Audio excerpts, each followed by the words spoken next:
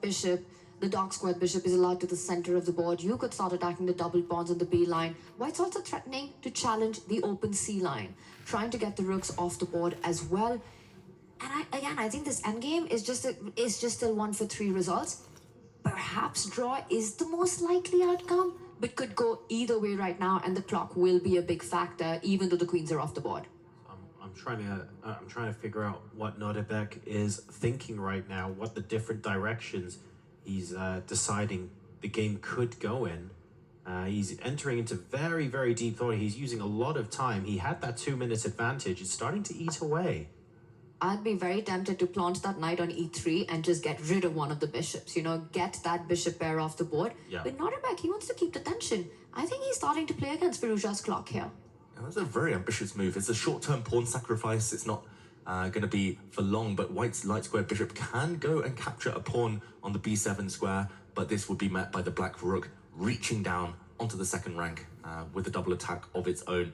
That would be a real step in the wrong direction for Firouzja. More likely, he's going to contain the idea of the black rook infiltrating. So it is possible that he's doing what we thought he was going to do, which is, how can I play against this time advantage in the best possible way? I'm going to spend some of my extra time here thinking about this, but the goal is to force a response that means you cannot just play on intuition. You have to switch between intuition and calculation. And if Firouzja gets down to below a minute, you're not going to have time to calculate anymore. That's the brutality of this format, right? Clock management, time management is part of the skill game here at the EWC. The knight eventually does land there, about to perhaps pick up the bishop, neutralize that bishop pair. But the computer does not like it. In fact, counterintuitively, it wanted Nodirbek to keep the knights on the board. Yeah, those knights were pretty nice and stable, and look at this. Whoa. Counter-attack, ignoring the hit on his rook, saving the bishop pair. If there'd been a knight for bishop trade, we would have got closer to that draw. Now he's counter-attacking against the black rook on c8. If we see trades, if all the rooks come off, the knight's no longer stable, the black pawn's very, very weak, then Tanya's prophecy there could start to come true. Just want to remind everyone, I picked the bishop pair about yesterday. Yes, you did. And no, I don't think anyone will be watching back the VOD going, we're just going to double check what Tanya said. You've been very, very clear about it. And the bishop pair, I mean, this goes to show why the bishop pair is so powerful at the sharp end of top level chess. If there is a way, sneaky, genius, whatever you want to call it, if there's a way to preserve that into the endgame, we're going to find is a bishop h3 here inspired by Firouzja. That's actually a beautiful move. You're hitting the rook on c8. Also, the d4 pawn at the center of the board is under fire. If Nodirbek even trades the rook on c1, White would have simply taken it, controlled the open line. All the trumps with Alireza Firoujza. So right now, Nodirbek, he picks up his rook. Also another rook lift, a counter rook lift by Alireza, saving his own. Bishop takes pawn, always in the air after the trade on the c line. Hanging by a thread now, Black's position. If he doesn't find an antidote in the next few moves to either re-establish those knights on strong squares or maybe trade off some pawns, then he's just going to be in huge danger.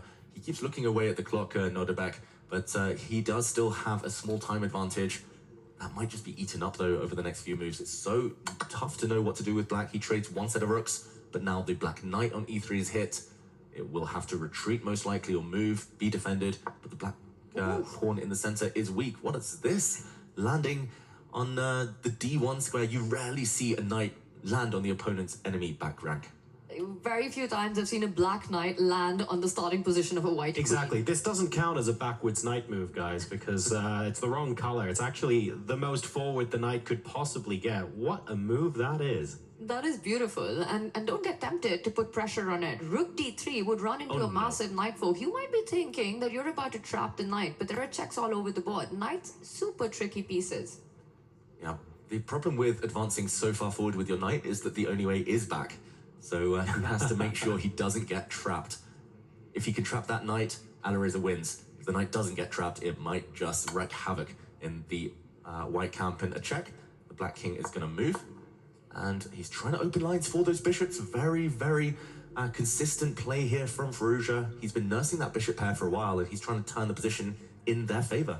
Very instructive there. When you've got the long range pieces, you want as many open lines and diagonals on the board. Get those pawns trading. That knight on d1 could either be Nodirbek's biggest asset or his biggest liability, because it also dominates the dark squared bishop. It's threatening all these folks, but only until it can save itself from any threats. Exactly, and knights take longer to go across the board as well. So dark squared bishop swings up towards the enemy king. All of a sudden, you've got both bishops and the rook attacking, and then you end up having a minor piece outside of the game effectively, because you don't have enough time to get back to where you need it to be. So that could be the long-term strategic plan here. I changed my mind. Go for the bishops. Too late. It's all on our video. Everyone knows you picked the knights. You can't change your mind anymore. And David, to be fair, this is Nodirbek we're talking about. It's not too late. Like, the bishop pair might be advantageous, but he could pull something out of the bag at the 11th hour. He's done it so many times. We would be fools to think he couldn't do it here. He's done it twice. Today. Today. That's just today, right? Exactly. And the knights are coming forward. A check potentially being threatened on f2. Again, so much tension in this position. Despite so many pieces off the board, the ones that are on the board are creating big threats. And we have to start thinking about who's going to be better in the time scramble. In the previous two games, just as we were reaching that last critical kind of climax of the game, both sides down around the 1 minute mark, we saw the draw agreed. I wonder whether we'll see the same again in this one, or whether some of the players, one of the two here, is going to take their chances, gamble a bit, try and hustle on time. In the meantime, white is a pawn up. Very short term though, because the white light square bishop is attacked.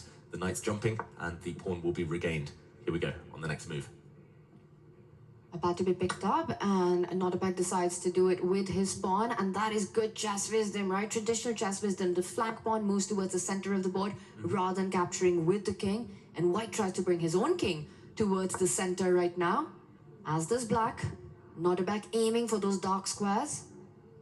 Black is the only one with the passed pawn, I should mention. The black D pawn has no pawns around it, no blockaders of it yet, but white does have potential long-term to create passed pawns. Knights struggle especially against A and H pawns, those corner pawns. If he can get a passed pawn later, he's going to tie down one of those short-range knights. And already looking like he's got some stability now, Alireza Firoujza. 1.5 minutes, plays just under 2 minutes though, 30-second difference. Could be decisive. It's still super tricky, right? With the knights jumping around, all the threats of the forks, as well as the disconnected pawns, weaknesses, black's king at the center of the board. It's hard to call this one. It's still a 50-50 who takes this. Here we go, the knights have to keep jumping. There's nothing else to do. Black's central pawn, if it ever pushes, might just become too weak. It might overstep the mark there. And often when you have to keep jumping, it's a lot of pressure for you. You just have to set up those traps, those threats, those forks. Nodirbek shaking his head there, burning all of his time advantage away in one move. And the bishops just continue stepping out of checking distance. This is getting into bullet territory, very dangerous for Nodirbek Abdusattorov. Alireza, an absolute beast when it touches 1 minute, a hyper beast, an ultra beast if it goes into the 30-second territory right now. And Alireza, he's not happy with what's just happened. Both sides shaking their head. He does go in behind with his bishop here, threatening a nasty check. And checks are all prevented now by that knight retreat. The white bishops have to keep dancing. Alireza just has to move. It's all about the clock. It's a level position, a drawn endgame, but could still go in one side's favor here.